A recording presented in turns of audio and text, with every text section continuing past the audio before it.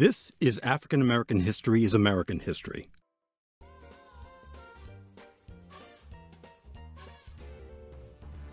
The fight against fascism during World War II highlighted the contradictions between America's ideals of democracy and equality and its treatment of racial minorities. In the spring of 1941, while white Americans were employed in industries preparing for the possibility of the United States entering World War II, black labor leader A. Philip Randolph noticed that black workers were not being hired equally for these jobs. Randolph threatened to lead a mass march on Washington, stating, quote, "It is time to wake up Washington, as it has never been shocked before." End quote. On June 25, 1941, President Franklin Roosevelt, in order to prevent the march, which many feared would result in race riots and international embarrassment, issued Executive Order 8802. Now, this executive order banned discrimination in defense industries and established the Committee on Fair Employment Practices, or FEPC. Their job was to receive and investigate discrimination complaints and take appropriate steps to redress valid grievances.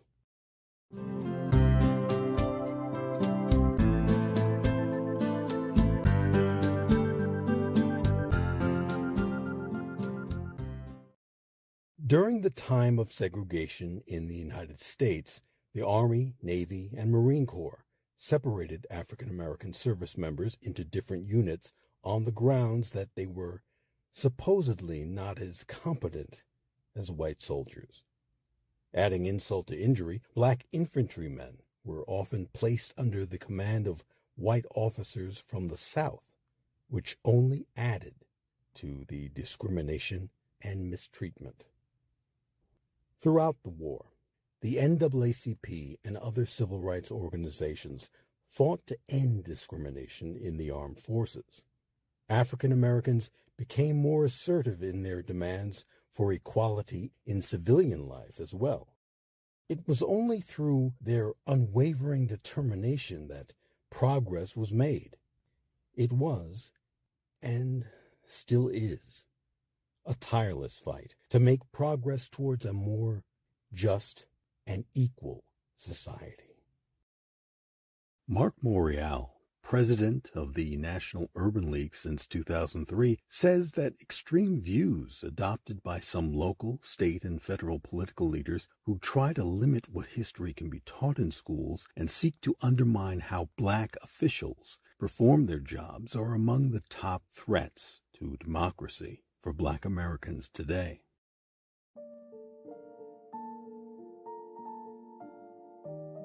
All human beings deserve the basic common courtesies that the American ideals promote. Unfortunately, not every American is afforded the privileges that are extended to the average white American. Democracy's most formidable enemies and detractors are right here in America. That's right, folks. The call is coming from inside the house. Far-right would-be dictators like Donald Trump and his cult of followers, anti-Semitic, racist, and isolationist policies and rhetoric do nothing to live up to our patriotic beliefs. They only serve to make our country a place where all the people are less free and unequal.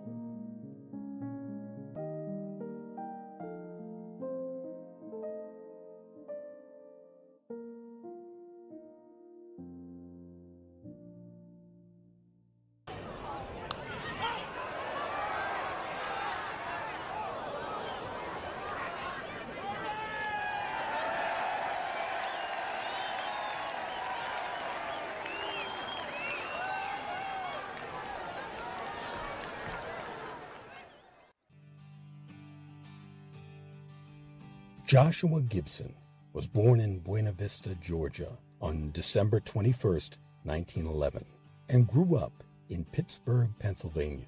He got his start as a professional player with the Homestead Grays, a Negro League team based in Pittsburgh in 1930.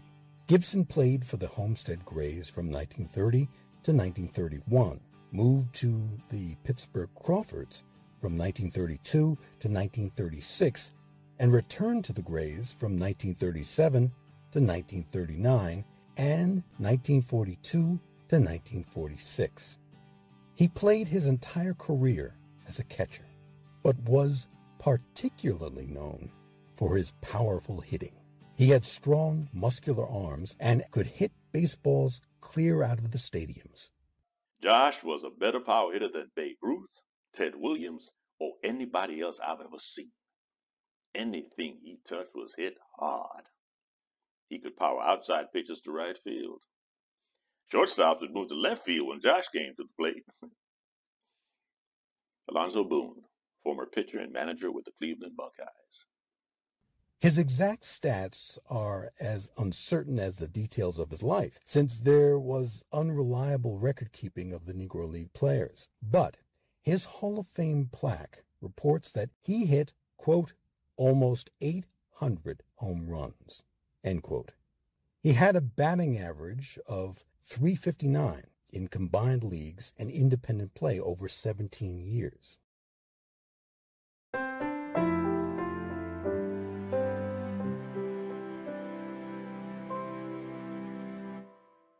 This is African American History is American History. Larry Doby, who broke the color line in the American League the same year as Robinson, said, "One of the things that was disappointing and disheartening to a lot of the black players at the time was that Jack was not the best player. The best was Josh Gibson. I think that's one of the reasons why Josh died so early. He was heartbroken." Larry Doby, Cleveland Indians. Josh Gibson died on January 20th, 1947, just 3 months before Robinson was called up to the Dodgers. He was only 35 years old. Gibson had been diagnosed with a brain tumor after falling into a coma in 1943. He chose not to have the tumor removed, suffering from headaches for the next 4 years. He eventually died of a stroke. Was Larry Doby right?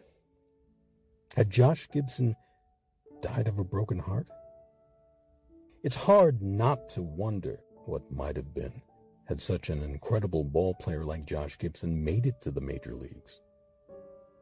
Gibson was inducted into the Hall of Fame in 1972, the second Negro League player, after Satchel Paige, to be so honored.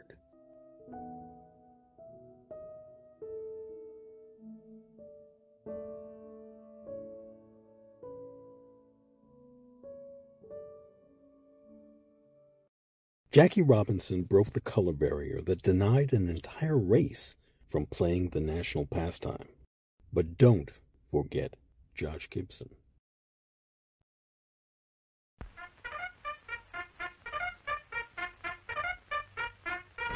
In Salisbury, Maryland, 24 hours after Governor Rolfe's statement, another determined mob clashed with soldiers. The state militia had arrested 4 suspects in a month-old lynching after county authorities had refused to act. The angry crowd tried to prevent the arrests and turned their fury on reporters and cameramen who took to the air. The Maryland arrests bring into focus the question, mob law or the law of the land? A lynching is a public extrajudicial killing of an individual who has not received any due process. These executions were, and sadly still are, carried out by lawless mobs, though police officers have participated under the pretext of justice. Lynchings in the United States reached their horrific zenith from the 1880s to the late 1920s, where an estimated 2 or 3 blacks were lynched per week. In Mississippi alone, 500 African Americans were lynched from the 1800s to 1955. Nationwide, the figure climbed to nearly 5,000. True, most of the lynchings occurred in the South, simply because the majority of African Americans lived there. But racially motivated lynchings also occurred in the Northeast, the Midwest, and the border states.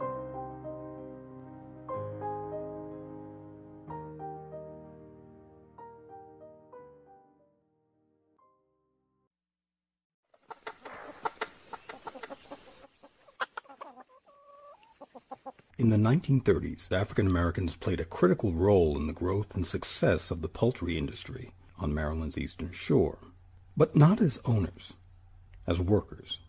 It's safe to say that it was an unskilled and relatively uneducated black labor force that made the modern chicken industry what it is today. In the 1930s, the Eastern Shore was a place locked in time and far removed from the rest of the state of Maryland, socially, economically, and racially. The Eastern Shore had more in common with the Deep South than to the rest of the state. The long-standing hostility between blacks and whites in the region had been established as early as 1783, when Maryland ended the slave trade throughout the state, except on the Eastern Shore. Now, one of the 6 main centers of slave trading in the state was Somerset County, where Princess Anne serves as its county seat. It was isolated both geographically and economically from much of the rest of the state. Poor whites in the area often took out their economic frustrations on their equally poor African American neighbors. As the hardships brought on by the Great Depression increased, so too did the hostilities, often with violent results.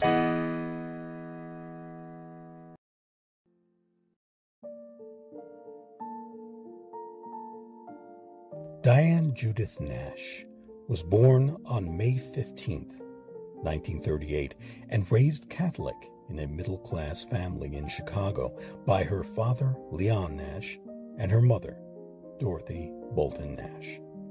She attended Catholic schools and at one point considered becoming a nun. Her father was a veteran of World War II. Her mother worked as a key punch operator during the war, leaving Nash in the care of her grandmother, Carrie Bolton, until the age of 7. Carrie Bolton was a cultured woman, known for her refinement and manners. She had been a maid in a white Memphis family's home. Her grandmother continued to be an important influence on Nash's life and was committed to making sure Diane understood her value. Bolton didn't discuss race often, believing that older people pass racism along to the young. Because I grew up in Chicago, I didn't have an emotional relationship to segregation. I understood the facts and stories, but there was not an emotional relationship. With no one in the family who would really talk about racial prejudice, young Diane was left confused when she encountered it. Yet her grandmother's words and actions instilled in Diane confidence and a strong sense of self-worth. Diane Nash didn't fully encounter overt segregation until she arrived at Fisk University in Nashville, Tennessee, in the fall of 1959. I was outraged at the degrading and humiliating practices I experienced in Nashville. When I obeyed segregation rules, it felt like I was agreeing that I was too inferior to go through front doors or into certain restaurants. I just knew that segregation was wrong, and I knew that I should not be going along with it, that I should resist it. Nash met James Lawson, a Vanderbilt University divinity student who had been to India to study Gandhi's nonviolent movement and was offering weekly workshops in Nashville. I am a lucky woman. I was in the right place at the right time. I received an excellent education in nonviolence and had the opportunity to practice it with Lawson and others until I learned how to implement it.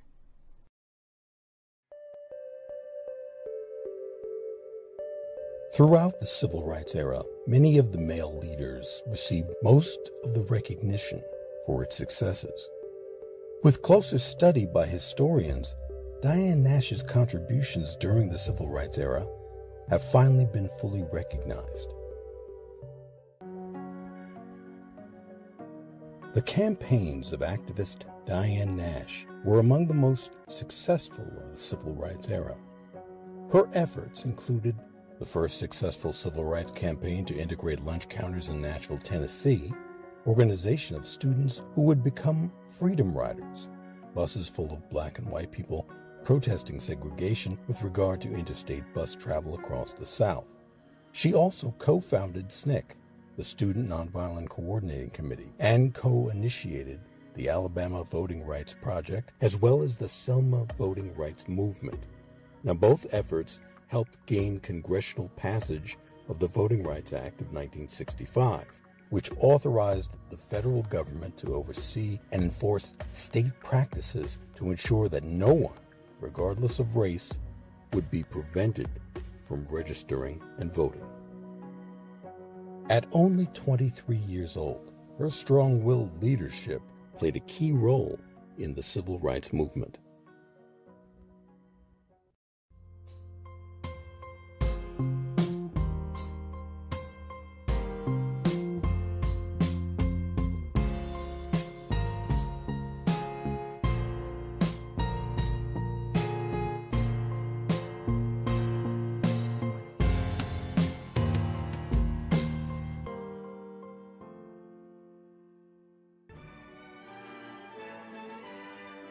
Historians will note this hour at the White House. In a Rose Garden ceremony, a 58-year-old great-grandson of a slave is nominated by President Johnson to be a Supreme Court justice.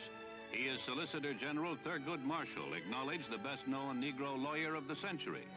The president also calls his nominee best qualified.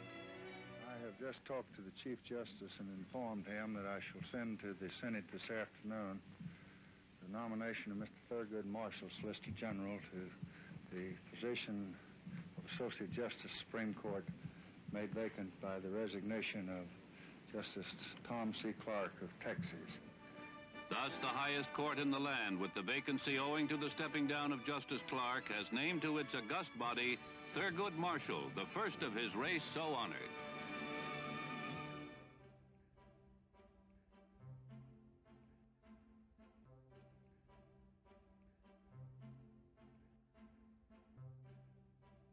The Supreme Court's first African-American justice, Thurgood Marshall, was appointed by President Lyndon Baines Johnson in 1967, and he served until 1991.